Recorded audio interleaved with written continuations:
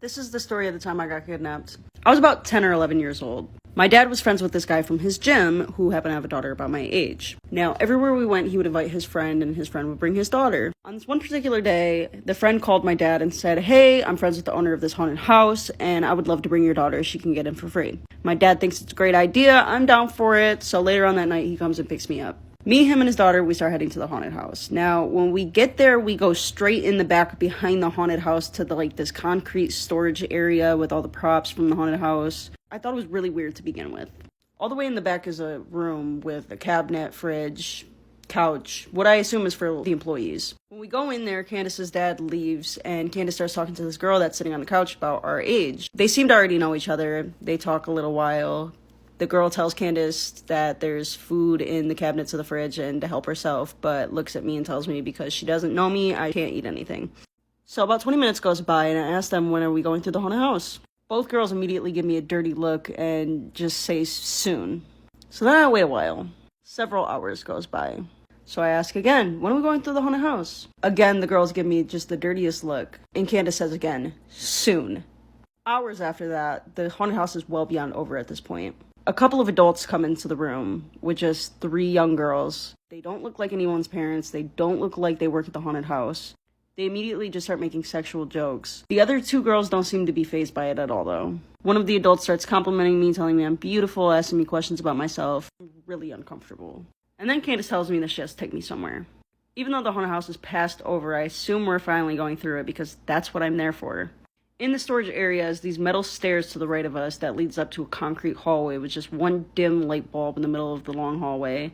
At the end of the hallway is just a door sitting against the hinges, not on the hinges, and a bunch of teenagers to early 20-year-olds are in there smoking. Nothing too crazy. Me and Candace hang out in there for a little while, and then I get uneasy and I tell her I'm scared and I want to go back. It's 3 a.m. by this point. I have no idea when we're leaving, and the adults are still in the room, but I'm tired, so I just lay my head down on the couch and I fall asleep. I wake up the next morning, it's 11 a.m., and Candace's dad comes back and tells us he's going to take the 2 of us to breakfast. I have not talked to my parents since before Candace's dad picked me up. So we're in the car, and my mom starts to call me, and Candace's dad just gets really weird and tells me not to answer the phone because it would ruin the day, but just text her and tell her I'm okay. Nothing feels right about any of this. We get to the breakfast place, and my mom is already in the parking lot.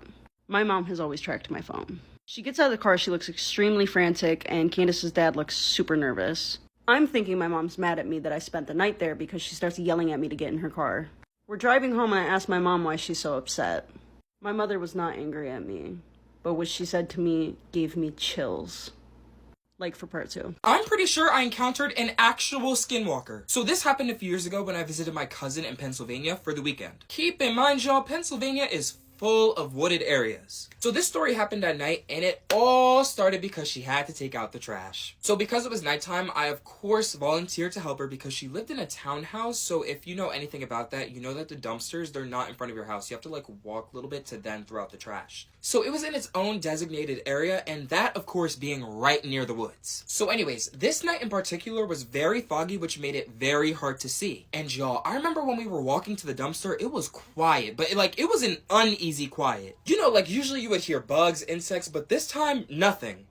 So we're at the dumpster, and I remember getting this weird feeling, and I told my cousin, I was like, can you please hurry up? Because at this point, I want to go back to the house. I'm over being out here. And y'all, of course, after I said that, that's when we both see this small black cat appear out of nowhere. And one thing about my cousin is she loves cats, so I guess she probably thought this was her sign with the cat distribution system, so she decided to follow it. And y'all, that little thing went into the woods. So I obviously, 1, wasn't gonna leave her alone, and 2, wasn't gonna walk back alone. So I decided to follow her. So we had our flashlights on our phones following the cat, and I remember at one point, the cat ran between these 2 trees. And what's really crazy is that when we looked over to see if the cat was there, it wasn't. And y'all, where we were standing, there's absolutely no way we couldn't have not seen where the cat went. So the fact that we couldn't see where the cat went freaked us both out. On top of that, this cat led us so far into the woods that we ended up losing connection on our phone. So we couldn't call anybody. So we're standing in the middle of nowhere. It's foggy, it's night, and the only light that we have are our flashlights. At this point, I'm aggravated. So we proceeded to trace our steps in hopes of not going further into the woods. And y'all, when I tell y'all, this is when it got so crazy. So I remember we're walking, and I hear something call my name, but it was faint. And I asked my cousin, I was like, yo, did you just hear that? She goes, no, it's probably your mind playing tricks on you. Oh, okay. Okay. Then, about 5 minutes later, we both now hear the voice of someone calling my name, which sounded like my cousin's mom. How in the world did her mom walk out into the woods? There's absolutely no way, right? So that's when my cousin yells, "Mom?" Big mistake, because we instantly start hearing the bushes around us start moving as if this thing is coming closer to us. So at this point, I'm freaking out and I tell my cousin that we need to run because that is just not your mom.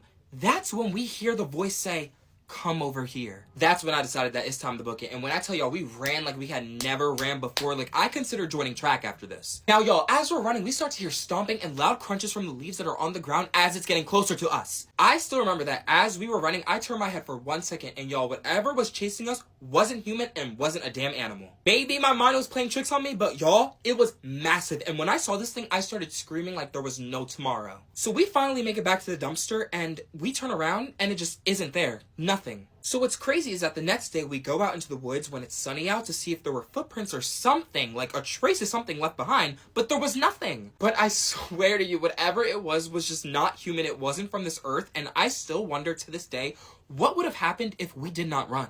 A scary story shared by my dad. In the 90s, he was an RCMP, and for those Americans, that's a police officer. And so one night he was out patrolling, and him and his partner got a call to a nearby res where they had to pick up a man, an elderly man that was acting up or something like that. So they went and they came across this man, and he was an elderly old man, and he had a bottle and cigs. And so they confiscated that and said, "Hey, we're gonna have to take you in," whatever the situation was. And so they took his bottle away and his cigarettes, and then they patted him down and they put him in. But because he was an elderly man, they didn't handcuff him because they were probably just taking him like drunk tank or something. So they put him in there. They're taking off here. My dad was driving, and then he noticed that man had lit up a cigarette, and he was like, "Hey, you can't smoke in here. What the hell?" And he like, "I took those away from you." Like, he didn't have anything when he put him in, and pulled over, and he had another bottle, and he dumped out that bottle, and he was like, "What the fuck? Like I patted you down." And he takes it away, pours it out, and says, "Hey, like, you can't have that, contraband inside the police cruiser." And then he took him in, and when they came to the detachment again, had another bottle and a pack of cigarettes. And he was like, "Where are you getting this from?" And that man just laughed, and he said, "I sold my soul." He said, "I'll never go without. I'll always have liquor and smokes." And my dad was just like, "What the fuck?" But there was like no other explanation on how this man had all this like there's like the third one. And then they took him in, and they put him in the cells for the night. My dad's shift was over, and he was fine. He went his was over, went home. The next day his superior called him and said, "Hey, like, this man that you brought in here last night, he's like has a bottle of liquor and cigarettes in here. He's like, you have to take those away." I was giving him shit for like not doing his job, and my dad had no way to explain to his like white superior, like that, like yeah, like, I did take it away, and like tried to explain like what you can't explain, and he just kind of was like, "You know what, I'll just get, take the shit or whatever." And yeah, he shared that story with me a long time ago, and I was always like, holy fuck, sold his soul. Gee. True story. So check this crazy ass loophole I just went through. I nutted in the condom. Put water in the condom. Okay? Then, you want to take it a step further, put the condom over a light. At that point, you're going to see a homemade lava lamp. Not cabin though. Gonna want to listen to this story, but trigger warning, I advise do not watch this in the dark or at night or sitting alone in your bed, because it will freak the shit out of you. This man goes to sleep with his wife, and they're sleeping in bed, and around 3 o'clock in the morning he was woken up to this noise, and it sounded like the front door, like somebody was trying to like scruff or trying to get in through the front door. It has one of these front doors, when the door shuts, it automatically locks, and you have to have the keys to get back in the house. I actually have a front door just like this. So the first thing he does, he gets his phone and he opens the Ring doorbell app.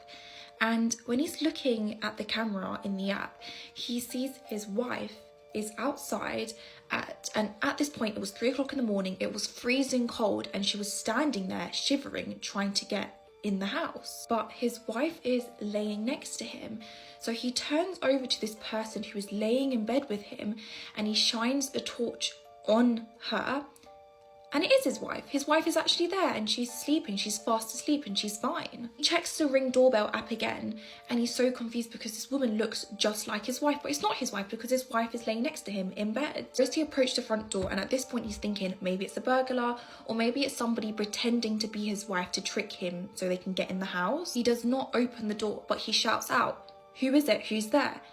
And this woman replied, "It's me. I've left my keys in my bag and I can't get in. It's freezing. Can you please open the door and let me in?" He froze because this woman sounded just like his wife. The exact same accent, same annotation. This woman literally was a photocopy of his wife. He replies, "Hold on a minute," and dashes back to his bedroom. To his wife? He shakes his wife awake, and of course when she wakes up she's really groggy, she's really tired, and he's like, "You need to see this." Shows her the Ring doorbell and this woman standing out there, and she's like, "Oh, when was this recorded?" He's like, "No, this video is a live video. This is happening right now." Explaining to her, he just spoke to this woman who looks and sounds exactly like her, his wife, and she said to him that she wants to come inside and she's freezing and that she just forgot her keys in her bag. So she ends up going downstairs. She's tired, she's pissed, she does not believe him. She opens the curtains and immediately shuts them as fast as she could because she's like, "What the hell? That is me." Both look at each other and they decide to speak to this woman outside. So the husband calls out, "What's your name?" And this woman outside replied with his wife's full name, including her middle name. He then asks, "What's your birthday?" And she gets it correct. He then even asked, "What do we have for dinner tonight?" And she replied what they had for dinner, plus saying that he cooked it, which was true. So the wife inside the house at this point is trying to control herself. She is freaking out, and the husband reaches over to her and says, "Ask it something only you would know." Is there thinking, what can I ask her? What can I ask her on the spot? Something that only she supposedly would know. Ask this woman outside, "The last time you went to your parents' house, what was the thing they changed about your bedroom?" There was a long pause, and the wife outside then goes, "Who is that? Is there someone else with you? Who's that there speaking?" She goes, "You're starting to freak me out. What is going on? Why are you not letting me inside?" At this point, the fake wife outside realizes she's actually speaking to the real wife inside. The husband and wife at this point are just like, "Answer the question, answer the damn question." And after another long pause, she answers the question, and correctly. The wife inside is absolutely terrified because only she is supposed to know about this. So she grabs her husband's hand and they run upstairs to go back to their bedroom, and they lock themselves in the bedroom. They pull out the Ring doorbell app and they watch this woman outside that looks just like the wife walk off in the backyard. And they presume she's off to find the spare key. They're truly convinced at this point, if this woman knows all these personal questions about them, she will know where the spare key is. That's the story. It is terrifying, and it's so terrifying because I have a feeling that this was a jinn pretending to be the wife, but this jinn must have been watching them and must have been hanging around them for a long time, which is just terrifying to think. It is so scary. But let me know what you think about this story. Let me know what you think happened. If you think it must have been just a stranger that was pretending to be the wife trying to get in, or if you think it was some sort of paranormal activity. I don't even know how I'm gonna read this next story because I don't even want to repeat this shit out loud. This story is coming from one of you guys. I'm gonna put the username up here. I did do a story of hers last week and you guys said you wanted to hear the other one.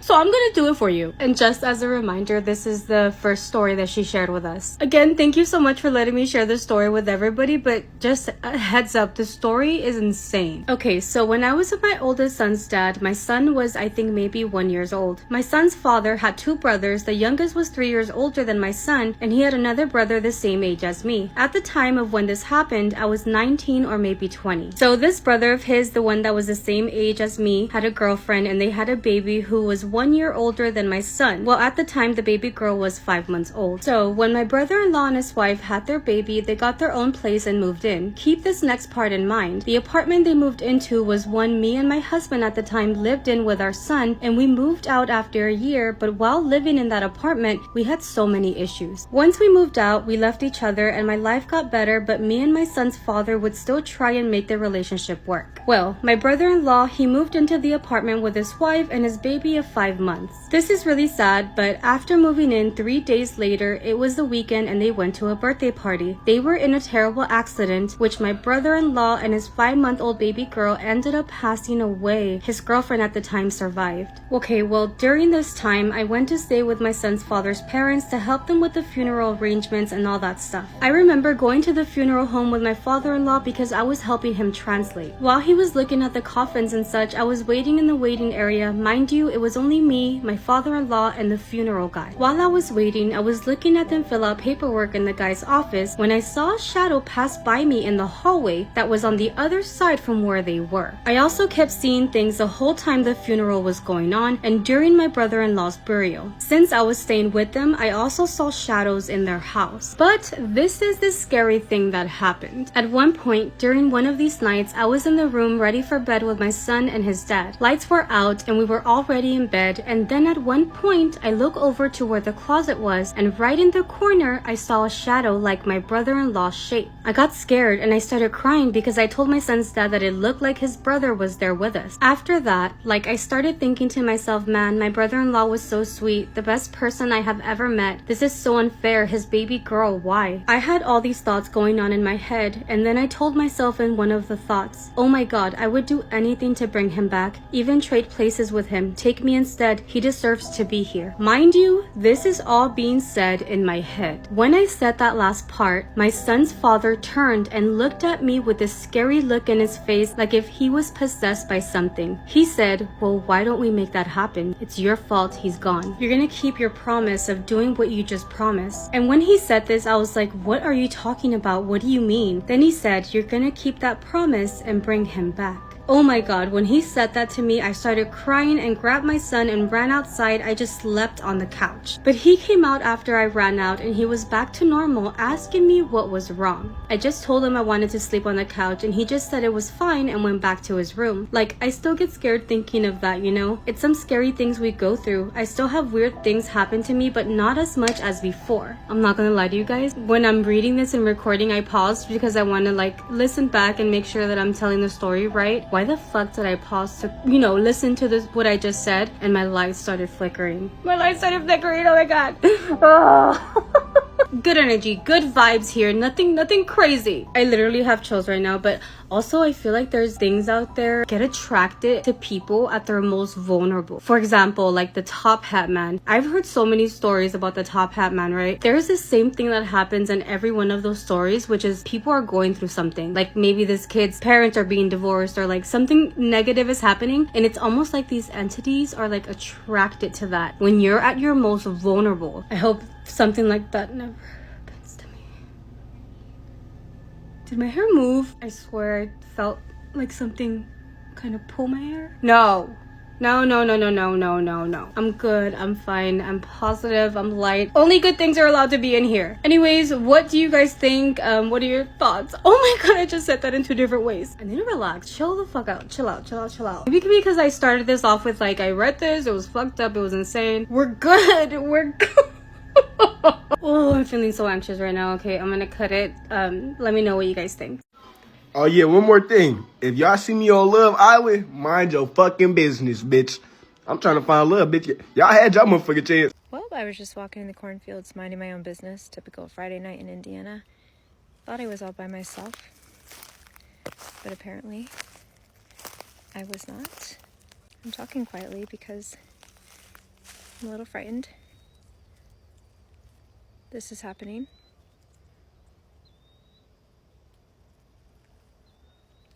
I'm gonna get closer. They're not even acknowledging their presence. And I don't really have any friends.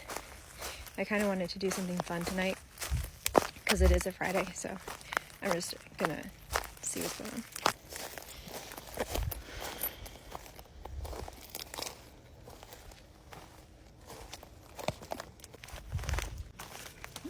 It's so weird. There's so many weird things happening out here all the time. You really never know. What? Here, I'll show you guys a better angle. Pretty night. Well, I guess I'm just gonna hang out here for a little bit with my new friends, and yeah. So I hope you guys are having a good night too. I lied. Because this story that I'm about to tell you is the scariest story I've ever heard. If you're new here, hi. I just talk about some pretty scary stuff, and recently I opened an email where anyone who finds this page would be able to submit their ghost stories. And let me tell you, not only have I been getting an abundance of stories that I have loved reading that are from every corner of the earth, these are actually scary. And what I mean by actually scary is exactly that. They actually freak me out. On my last video, I said this was the scariest story that I've ever heard. This one. So I just heard scratching, and as you can see, it's still day out, and that's the only time I really film these videos is during the day because I'm a scaredy cat. So I don't know what that's about, because I thought it was my boyfriend pranking me. So I looked outside and there's no one there. Only when I did the intro for this person. So I'm going to redo it, and if it happens again, I hope it's on video. So anyways, this story comes from Dakota, who opens the email like this. This is the story about a who disguised itself as a little girl and haunted me for 2 years. Dakota then gives us some background context and says that she's a medium. She has seen, felt, heard, and touched spirits since she was around 5 years old. Which in retrospect is really scary when you think about it. But she says it all started when she was staying at her mom's house 2 hours away. She had a friend who lived right in front of the woods, and they decided to play hide and go seek. So Dakota finds a great hiding spot in between a shed and a chain link fence. And she says she was hiding, looks over to her right, and on the other side of the fence is a little girl staring at her. And as soon as her and this little girl made eye contact, the little girl reached through the chain link fence and grabbed her wrist. Dakota yanks her hand back and looks back at this little girl, and she is not there anymore. It is also to be noted that this was around fall time, so there were leaves on the ground and branches and twigs and etc. And she didn't hear anyone walk away or run. So Dakota runs out, tries to tell her friend what had happened, and her friend is just not having it because she's scared. Fast forward 2 months, and she's back at her dad's house and having a sleepover with an old friend. As Dakota and her friend are talking to each other on her bed, she looks over at the doorway, and the little girl is standing right in the doorway. She didn't really think anything about it because at the time, all the neighbor kids were allowed to just kind of walk in her house. And I know families like that, so I understand. But she did a double take, and the little girl was gone the next time she looked. She asked her friend, "Did you see someone?" And her friend said, "No, I didn't see anyone." And Dakota said, "Little did I know this was the beginning of a 2-year ordeal." Dakota says every day since then, she sees this little girl in her house. And this little girl did not talk. She just stared at Dakota a lot of the time. And sometimes she would only show half of her face from around the corner. And I'm going to quote this. But her favorite thing to do was watch me sleep. Dakota includes in her email that she likes sleeping in complete darkness. And the only thing that is radiating light in her room is her alarm clock that is blue. And she says every single night she would wake up and see this little girl standing in the doorway, watching her sleep. Dakota says that the most active this little girl was when she was home alone, cleaning her room.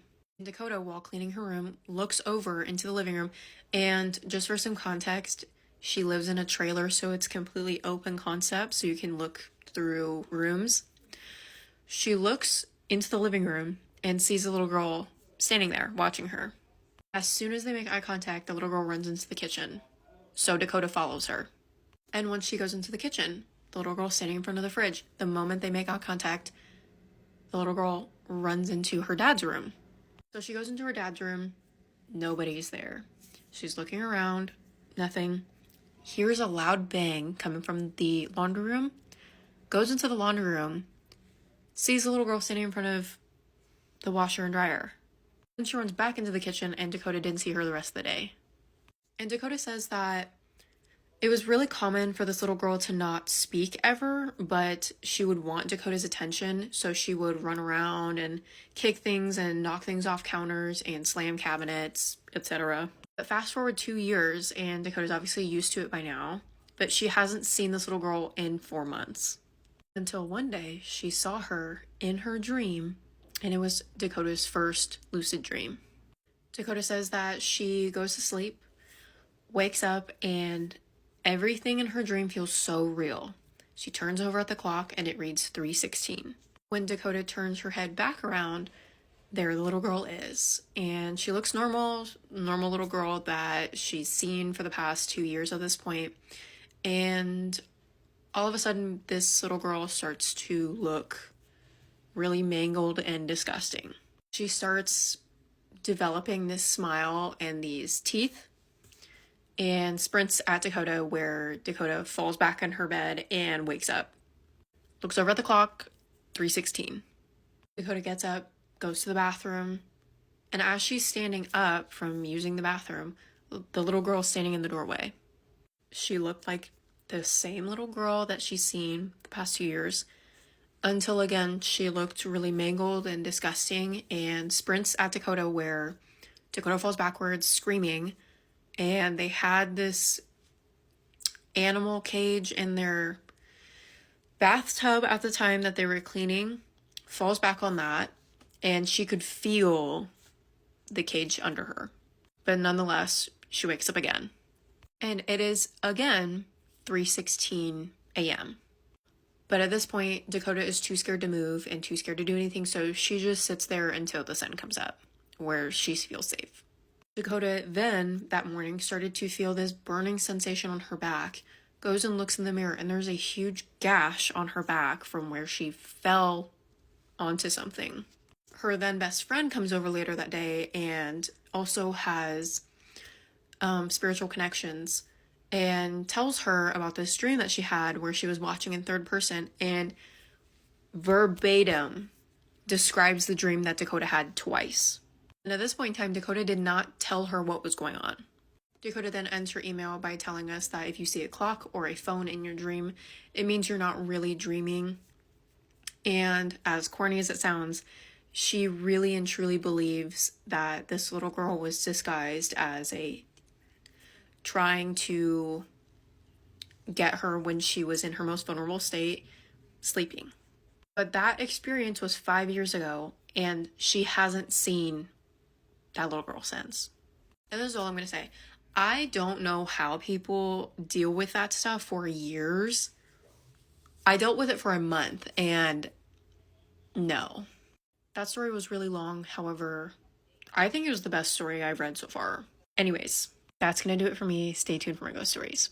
So this guy just got off of work, got on the city bus to be on his way home. As he gets on the bus, he pulls out a book by William Prescott and decides to start reading it. He becomes so into the book that he pretty much forgets about everything that's going on around him. By this time, the bus had already dropped a lot of people off, and he was still really into his book, not looking up or giving anything else attention. That was until something grabbed his attention. He said that, this is described by him, by the way. He says that he started hearing women laughing, and when he looked at the front of the bus, 3 of the most beautiful women got on the bus, and he was just in awe. He mentions that 2 of the 3 girls were a little older, but that the 3rd one was close to his age. He says that their bodies were beautiful, even the way they were dressed and they carried themselves. He was just like in awe with them. He said that one of the older ones was also carrying a baby, and what grasped his attention even more was that the baby was also like the most precious, beautiful baby he had ever seen. So he tells us that the older 2 women sit to the left of him, and that younger one sits right in front of him. Basically, they all sat really close to him, even though there was like a lot of areas for them to sit at. He goes back to reading his book, and he says that the girl, the one that was closer to his age that sat in front of him, decides to turn around and say, "Hey, are you reading William Prescott? And obviously that grabs his attention because he's like, oh my gosh, she knows what I'm reading and that's interesting. And he's like, yes, it's William Prescott. I love this book. And she's like, oh my God, I love it too. So then she asks him, have you read all of his books? And he was like, no, I'm actually starting with this one. And she was like, oh my gosh, back in my house, I have the entire collection. And now that we're getting to know each other, maybe you can come back home with me and I can lend you all of my books for you to read. She was like, maybe after I give you the books, we can go eat somewhere. We can talk about the books some more. He looks at his watch and he's like, oh, it's really late and I have to work tomorrow. I would love to, but I just cannot do this tonight. He said that she becomes insistent on him going out, that she even looks to the mom as like, Mom, right, he can come over for dinner, then we can go over the books. And the mom was just like, he can come over. Red flags. So maybe 2 to 3 stops ahead, he notes that 3 men and 1 lady get on the bus. And the reason why that grabbed his attention was because he noticed how weird one of the guys was looking at him. He said that the guy would look at the women and would look at him, and then he noticed that he started whispering something to his friends that got on the bus. He was like weirded out because he's like, why is this dude staring at me and at these beautiful women? Like, what is he saying? What's going on? He was so confused at the way the guy was looking at him and at the women. At one moment, he even thought he probably thinks it's weird that these beautiful women are talking to me. And I don't know, he thought maybe they were jealous, or maybe he thought it was weird, or maybe he just thought that they were the most beautiful women ever, and obviously got that dude's attention too. He said that this entire time the girl was still insistent on him going home with her for these books. He just reiterated that he couldn't and it was too late and that he apologizes. So they get to the next stop and all 3 of the women get up and start exiting the bus. But he says that one of the older one looks back at him and says, we'll meet each other again. He said that something about the way she said that made him feel weird, because until that point, yeah, he was like, it's too late for me to go with these women. I'm not, I have work tomorrow. But he thought it was just like a normal conversation, a normal, thing that was happening. Nothing serious, nothing weird, until she said that to him, where he was like, what the fuck? He says that as the bus closed the door, he could hear them laughing, like walking away, and the bus starts to move forward. And that was when those 3 guys that had gotten on with that other lady got close to him, and they were like, hey, I'm sorry if I'm gonna ask you something weird, but I feel like I have to ask you something. So one of those 3 guys were like, what were you doing talking to them? And he was like, oh, they got on the bus and they were asking me about the book. He was like, no. What were you doing talking to women with that aspect, like the way that they look? And he's like, what do you mean what aspect? Like, they were beautiful women. And the guy was like, no. Those women had like scratch marks and deepened eyes, and like they smelled disgusting. Their clothes were ratted. They looked inhumane. And the guy's like, what do you mean? They were beautiful women. And the guy kept going. He was like, they smelled nasty. They were ugly. And that dog that they had with them, that's when the guy was like, dog? They had a baby with them. The guy was like, no, they had a dog that had missing teeth and all slobber was going down his mouth. And that dog was looking at you like if you wanted to attack you. And the guy's like, no, it was 3 beautiful women with a baby. So at this point, he's in a state of shock, because he was like, no, like I saw beautiful women. And that was when that lady that had gotten on at the same time with the 3 guys got close to all of them, because she had overheard everything. Son, those women were witches. She was like, you need to know that these women get on the bus very frequently and they try to take young men like yourself. She starts telling him that close by is a cerro, or like a mountain, and that there is a cave that they call the Cave of the Devil, and that cave is known for people going there and doing rituals. And she basically tells them that you just saved yourself, because even though they're witches, they cannot take you against your will. So you did a good job by not going with them. And he starts thinking back at his whole like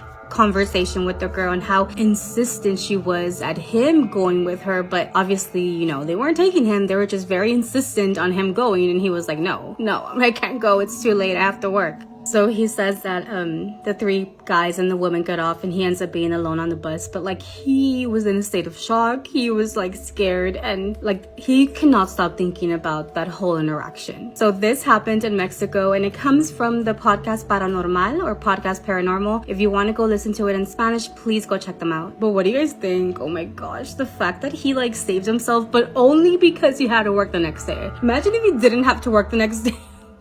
What is one of the creepiest things a kid has ever said to you? I'll go first. When my daughter was almost 3 years old, she told me and my godmother a story. We were at my godmother's house and we were working on a Halloween/birthday costume for my daughter. We're taking her measurements and cutting fabric, and she randomly looks at us and she asks us where her mom is. I tell her, "You're being crazy. Like, I'm your mama. What are you talking about?" Thought maybe she was confused because I call my mom, so maybe she's looking for her grandma. While I'm saying I'm your mama, she cuts me off and says, "Oh, she's dead." Me and my godmother are looking at each other like, what? My daughter told us, "My mom is unalive and I live with my aunt." And where's my aunt? I'm like, hold on, what are you talking about? She straight up tells us that she was alive in 1438. She's probably telling us some weird shit about a past life, so I start questioning her. She keeps making sounds that are like Thessaloniki, and she says that her name is Arthnasanya. I'm writing everything down because I'm like, this is freaking crazy and I don't want to forget it. Because she didn't speak very well, I don't know what the hell she was talking about. I tried to do research on the places and the names that she mentioned, but I couldn't find anything. So if there is a town called like Thessaloniki or something in 1438, let me know. She told me her aunt was really mean to her and that her aunt ended up unaliving too. And that was it. She just stopped talking about it. And I kept trying to like ask her more questions and she wouldn't say anything else. It was just like she had this little brain moment that just sped off a whole bunch of random information and then it completely shut off after that. She's 9 now and she has no recollection of any of this. Alle Storys, die ich euch bis jetzt erzählt habe, alle Horror-Stories, vergesst sie. Vergesst sie, tut so, als hätte ich sie niemals erzählt, weil die schlimmste habe ich vergessen, euch zu erzählen. Die schlimmste habe ich vergessen, euch zu erzählen, weil ich, Haji Pupsi, ich bin ein King, was anbelangt, traumatische Erlebnisse einfach nach hinten und so zu tun, als wäre es nie passiert. Ich bin der King darin. Ich bin der Boss darin, okay? Ich bin gestern mit meinen Freunden unterwegs. Meine beste Freundin, die damals das mit mir erlebt hat, Guys, ich habe Zeugen, die das damals mit mir miterlebt hat. Wir sitzen so, bla bla bla. Ich so, ey Leute, die brauchen wieder eine neue Story und so. Die letzte ist schon 2 Stunden her, die wollen eine neue. Habe ich mal irgendwas erzählt? Hast du mal irgendwas bei mir zu Hause gesehen oder so? Die so, oh mein Gott, hast du diese und diese Story mal erzählt gehabt? Ich so, nein. Nein, ich habe euch einfach angelogen. Ich habe einfach die ganze Zeit zu euch gesagt, ich habe noch nie etwas gesehen, was paranormal ist und ich bin Gott dankbar dafür. Aber Bruder, ich habe etwas gesehen. Ich habe etwas gesehen. Ich habe es aber, es hat mich so eingenommen, dieses fucking Erlebnis, dass ich es einfach ganz nach hinten gemacht habe, abgesperrt, nie wieder aufgerufen. So ein Ding war das, okay? Jetzt passt auf, Backstory. Es ist unfassbar schlimm. Es ist unfassbar schlimm, okay? Wir waren 4 Mädels, 4 Freundinnen. Wir waren so eine Freundesgruppe, okay? Ich mitunter, meine beste Freundin, die mich gestern daran erinnert hat, diese Story zu erzählen. Dann noch 2 andere. Mit den 2 anderen, die Wege haben sich getrennt. Man sieht sich draußen, hallo, mallo, aber mehr auch nicht, okay? Deswegen, so falls ihr das seht, bitte sagt in die Kommentare, bitte schreibt in die Kommentare, ihr habt das miterlebt und es ist fucking real. Auf jeden Fall. Was ihr wissen müsst. Wir haben alle zusammen in diesem einen Stadtteil gelebt. In diesem einen Stadtteil, von dem ich euch erzählt habe, dass es da Native Americans gab und dass es da Kriege gab und dass es da Völkerschauen gab und so weiter und so fort. So, ich, meine beste Freundin und eine von denen, wir nennen sie jetzt einfach Freundin A, Freundin B, okay? Freundin B, ich und meine Bestie, wir haben nie den Wohnort gewechselt, beziehungsweise die Wohnung gewechselt. Freundin A hingegen ist aber im Stadtteil 3-mal umgezogen. Sie hat in 3 verschiedenen Wohnungen gewohnt. Und in jeder Wohnung ist etwas passiert. Eine war schlimmer als die andere, okay? Ich und sie, wir haben literally uns tagtäglich geupdatet, was beim anderen gewesen ist in der Nacht. Ich so, ey Bruder, bei mir war so und so. Die so, ey, bei mir ist so und so passiert und so. Wir waren the most haunted von dieser Gruppe. Die anderen 2, vielleicht mal was gesehen, vielleicht mal was gehört oder so, aber immer abgetan. Die waren nicht so krass in diesem Film drin, okay? Vor allem meine Bestie nicht. Die so, wenn irgendwas passiert ist, ich hab's nicht gesehen, I'm blind on my left eye, I'm 50% blind on my right eye. So eine Person ist sie auf jeden Fall. Was passiert? Wir zu 4 chillen bei Freundin A zu Hause, okay? Sie hatte Sturm, wir waren Teenies, wir haben da gechillt, wir haben keine Ahnung was gemacht, ne? Wir waren bei ihr in der Küche. Auf einmal ist es arschkalt geworden. Arschkalt. Und ich kann mich doch daran erinnern, dass es eine Sommernacht gewesen ist. Es war oder so Frühling, so mäßig. Es war warm draußen. Es hätte nicht zu kalt sein müssen. Ich empfand das als fucking Warnsignal, denn bei mir zu Hause, immer wenn es arschkalt geworden ist, wusste ich, okay, irgendetwas is about to go down, irgendetwas wird passieren, okay, weil das war für mich immer ein Warnzeichen, du konntest angezogen sein wie ein fucking wie so ein Krieger in den Bergen. Und du hast einen Heizstrahler und Heizung und am besten noch so, wo die Küken sich reinstellen. Bruder, es ist trotzdem arschkalt gewesen. Du hattest Gänsehaut und so war das dort.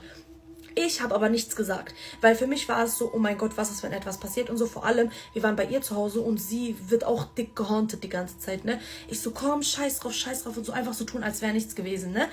Irgendwann sagt die eine Freundin, boah, es ist voll kalt geworden. Freundin B sagt, es ist voll kalt geworden, lass mal ins Wohnzimmer gehen, weil sie dachte, es liegt daran, dass wir Fenster offen hatten in der Küche und so.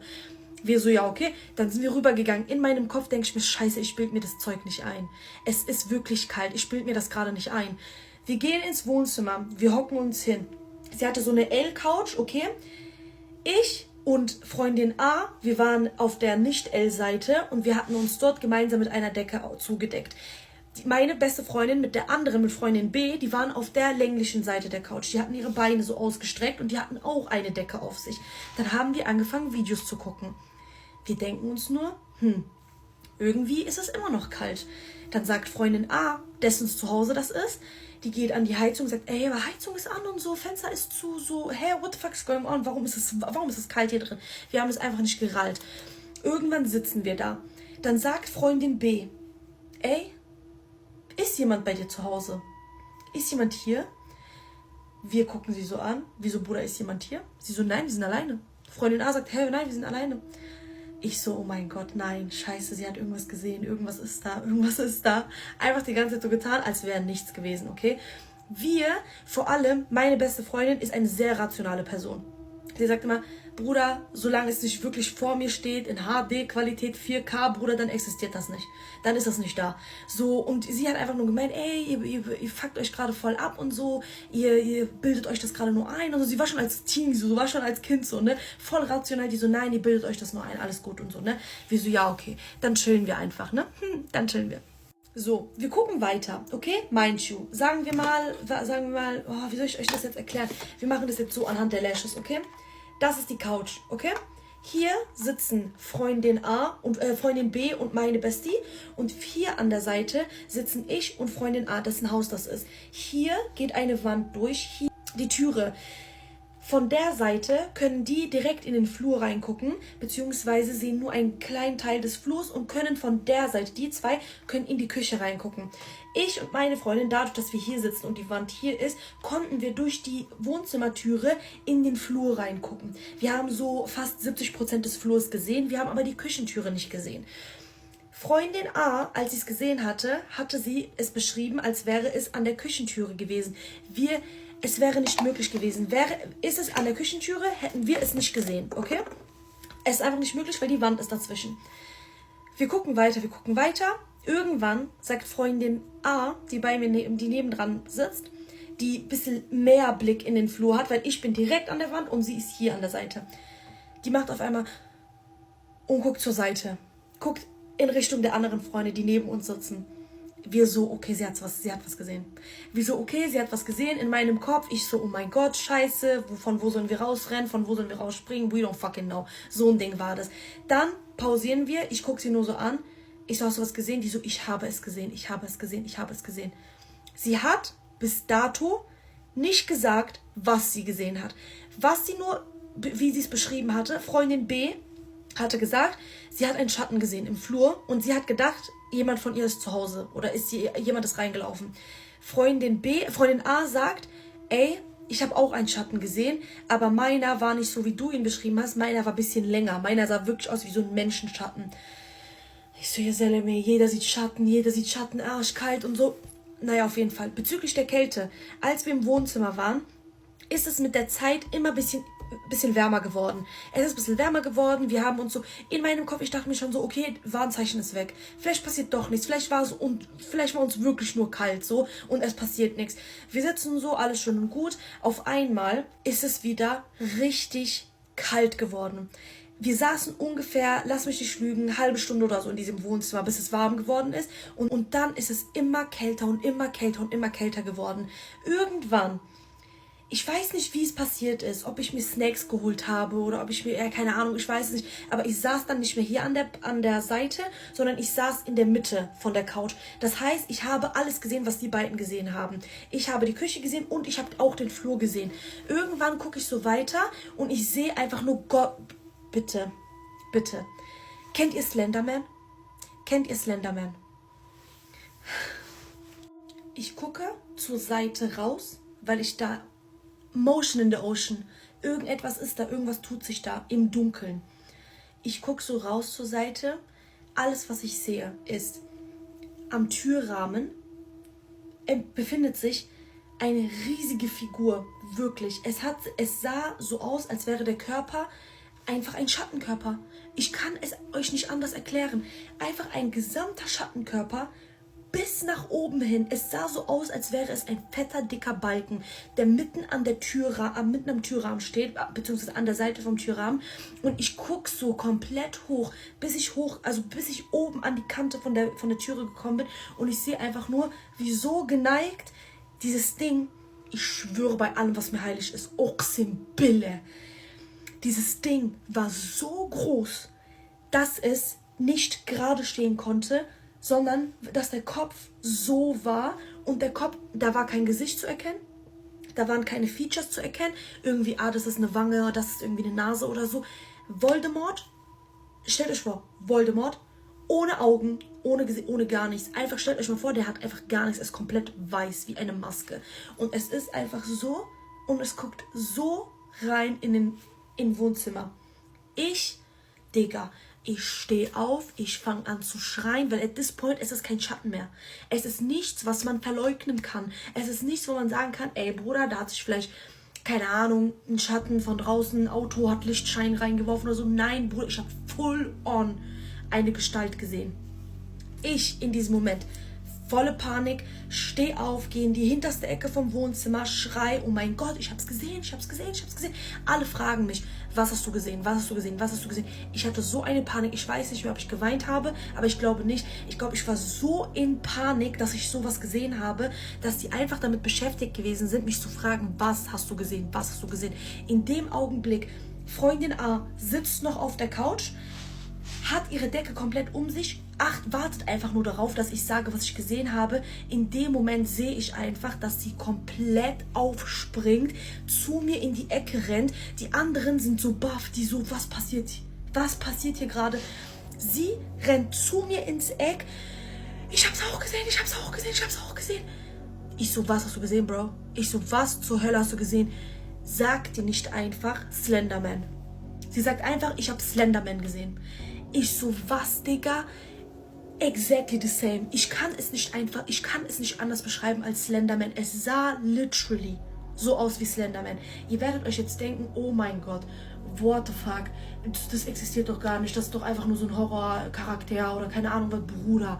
Anders, Wallah, anders kann ich es nicht erklären, es war fucking Slenderman.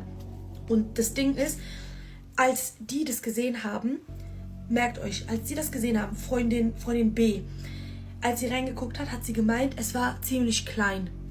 Es war so, es sah aus, als wäre es so Hundegröße, sagen wir so Schäferhund. Es hat sich so in der Mitte vom Raum irgendwo bewegt, also in der Mitte vom Flur. Es war nicht da oben, es war nicht irgendwo an der Türkante oder so. Nein, Bruder, es hat sich in der Mitte bewegt.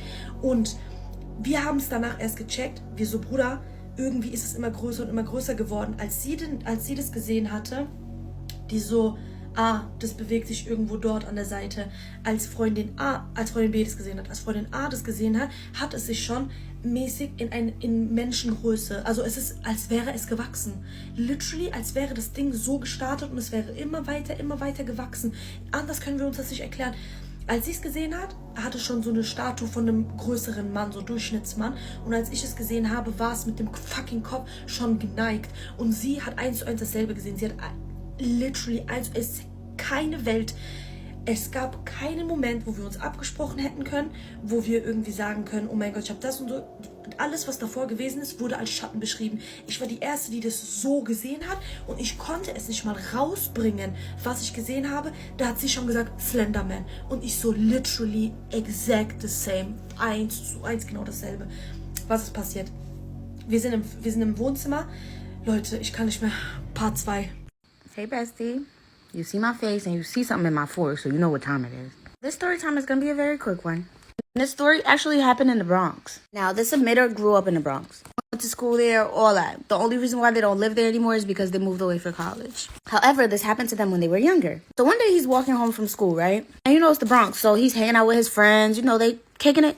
Now, this particular day, he hung out a bit later than he usually would. Because it was one of his friend's birthday at the time. His family didn't really do much for him for his birthday, so him and his friends tried to get him to celebrate. Like, they went to McDonald's, all that. They ended the night off with rolling a, and they go to one of their friends' backyard. They sitting there talking, chilling, and, And as they're all chilling there, he's on cloud nine. Like, to the point where you stuck. He could barely even keep up the conversation that he having with his friends. Now, the friend whose birthday it was, his grandpa had passed away like a couple months prior. So that really bummed him out. This was like his first birthday without his grandpa. Like I said before, his family didn't really I don't want to say didn't care for him, but they weren't really there. Grandpa was the one that was really there for him. So as they're sitting there, they're gardening and they start talking about family and stuff like that. And then the guy whose birthday, the friend, he starts talking about how he misses grandpa and he gets sad. Now, the submitter personally never really met the grandpa, but he just always heard about grandpa. As they're sitting there, somebody walks across from the backyard and he kind of walks over to them, but the kids didn't say anything, and this is not his house. So he's like, well, this must be normal because they're not saying nothing, so I'm not going to say nothing. On top of that, I'm like, shit. I could barely even speak right now, so whatever. So the guy comes around and kind of just stands behind the birthday boy. The birthday boy is talking to them about how much he misses grandpa. The birthday boy doesn't really react to the guy standing behind him. And the guy kind of just pets his head a little bit a couple times and then walks away. But after the guy pets his head, it's as if he got a little cheered up, right? So the submitter is kind of oh, okay, well, I guess he did know that guy because the guy touched him and he cheered up a little bit. They didn't really speak to each other. The whole interaction was about a 30-second interaction. So about 5 minutes later, he decides to tell the birthday boy hey, I'm glad you're feeling better. I'm glad that guy made you feel better. And the birthday boy's like, what guy? He's like, the older guy that came around, he was listening to us talking, and then he pet your head a little bit, and then that's when I could tell you started feeling better. Birthday boy looked at him, and all the other friends start dying. They start cracking up, laughing at him, saying, oh, this nigga tweaking. We gave him some good. He's like, what? I just saw the guy. He came, he touched you, you felt better, and he walked away. Now, they think that he's trying to troll them, so they don't really all right, man, yeah, whatever you say, and they start laughing. They think he's either tweaking or he's really just trying to troll them. He's in his head am I tweaking? Anyway, fast forward, they leave. They take the birthday boy home to drop him off, and then they're all about to go their separate ways. When they get to the birthday boy house, the submitter's hey, can I get some water? And the birthday boy's yeah, come inside, let me give you some water. And they get inside, he gets the water, and as he's drinking the water, he's looking at the pictures on the wall, and he sees the guy that he just saw outside. And he's see, I told you I wasn't tweaking. It was him. He came and he rubbed your, he pet your head and you start feeling better. And the birthday boy got super serious and looked at him yo, are you dead ass trying to troll me? If you are, that's not even funny. He's no, bro, I'm trying to tell you. And so the birthday boy's that's my grandpa. That's the grandpa that passed away about a month ago. And they all just stood there with their jaws on the floor. And he swore to them he was not lying. And that kind of cheered up the birthday boy just a little bit. Till this day, he doesn't really understand what that meant. He doesn't understand why it happened. Why was he the one that saw it and nobody else did? So yeah, that's his story. Anyways, I am writing the ebook, y'all. I'm going to make a physical version. That's why it's taking so long. It's going to have natural remedies for women with PCOS, children with autism, ADHD, and just everyday things like colds, fevers, even ear infections. I put a lot of work into this, y'all, and I really hope y'all like it. And I really hope y'all support it. Something really scary happened to me. I don't want this to happen to anybody else. I opened my Snapchat for the first time in a long time, and I saw that I had a new friend named Al. I don't know an Al. I haven't added an Al. I messaged Al and I said, who is this? And he said, hey, it's my Al. How are you doing? Off the bat, he has poor grammar. So I messaged him again and I say, how did you get my Snapchat? And he said, I'm sorry if I made you feel uncomfortable. You added me as a friend on Snapchat. Believe me when I say I did not add Al on Snapchat. I don't know an Al. I'm literally shaking thinking about this. So I said, no, I didn't. I didn't add you on Snapchat. And he said, I'm sorry, I must have been mistaken. Maybe we have mutual friends. And I said, you added me on Snapchat, you're a liar. And then he gaslights me, trying to make me think that I added him. I'm really lucky that I'm not stupid or gullible, or I could have fallen for his tricks. So I asked Al, I said, did you hack my Snapchat? And he said, no, I didn't hack your Snapchat account. If you're concerned about the security of your account, you can contact Snapchat support to report any suspicious activity. So I reported him. He's literally trying to manipulate me into trusting him. Then I go to block him, and I can't. I swear he hacked my Snapchat. Please tag Snapchat. We need to get to the bottom of this. Hey, bestie. First of all, Merry Christmas to everybody. I have a story time for y'all before we go to bed, but you have to go get your snack, okay? It's okay. You can have a late night snack. It's okay. Get off the bed and go get a snack, bro. Thank you. I don't want to hear none of that. I don't care if your back is getting big. Get that snack. Anyways, so there's this guy. Let's call him Mark. Mark submitted this story from something that happened to him a couple of years ago. Until this day, he has no explanation for it. And before this, he didn't really believe in anything haunted or supernatural. But now he truly, fully does. Hence why he follows my page. And let me just say, I like the guys that follow my page. I want more guys to follow my page. Wait. I realized how that sounds. What I meant was the girls obviously follow my page, but I feel like why can't guys listen to spooky stories too? I know I have a couple of guys that follow me. Or maybe you guys are silent watchers. So if you're a guy, comment under this video. So Mark is a corporate guy. Mark went to college. He has 2 masters. He currently works a corporate job and he makes a lot of money. However, he works all the time and he travels all the time. So around the holidays a couple of years ago, he ended up having to travel to this really small town because his company was expanding into that small town. And the town was basically like trees and cabins. Anyways, he doesn't stay at a hotel since it's Christmas. He decided to stay at a cabin. Basically like an Airbnb, right? So he books the Airbnb and whatever, and he gets to the house. Everything is great. They even have a Christmas tree there. And obviously, Mark is completely different from this town. Like, he's like a city boy, and this town is like, I don't know how to explain it. Anyways, he gets there. He meets his Airbnb host. They spoke. He's very nice. The host tells him that the neighbors are very friendly. Like, they're very good people. But the Airbnb host kept it a buck with him and told him, let me tell you something. If after midnight, there's a rule in this town. After midnight, you never open your door. After midnight, if you hear people calling your name, you hear people singing, whatever you hear, you don't. Because it seems like you don't know what kind of town that you came into, but I'm letting you know. And Mark thought that was like a weird request, but he was like, okay, I guess. Mark is like, is somebody gonna try to unalive me? The host is like, no, nothing like that. But there are weird things that happen, like supernatural things that happen here sometimes. And immediately, Mark is like, supernatural. These people are crazy. So he tells the host yes to just blow him off because he don't even believe in none of that. He goes inside the house. He's having a good time. He has a big meeting the next day because he's only there for like a couple days. That night, he's sitting in the room and he's watching TV. And he hears this faint singing. So he pauses the TV to figure out where the singing is coming from. He's like following the sound, and it sounds like it's coming from the front door. So as he's standing in the living room, he's hearing the singing. It sounds like Christmas caroling, but like not really. It's like he can make out some of the words and it sounds like it's a Christmas song, but like not really. Anyways, he's standing there and he's like, oh, I get it. I get what's going on here, because he looked at the clock and it was 12:02. He's like, okay, I get it. You guys are jokesters and someone is playing a prank on me right now. He's like, ha, ha, ha, ha. Who is this? Like, you guys are, I get it. It's 12 and somebody want to play a prank on me. So he goes and does exactly what the host told him not to do. He opens the door. Again, he doesn't believe in anything supernatural. So he's opening the door expecting people to be there or somebody to be running, right? Except when he opened the door, no one was there. And the thing that solidified it is there was snow on the ground, and there were no footprints. When he opened the door, the singing stopped, and there's nobody there.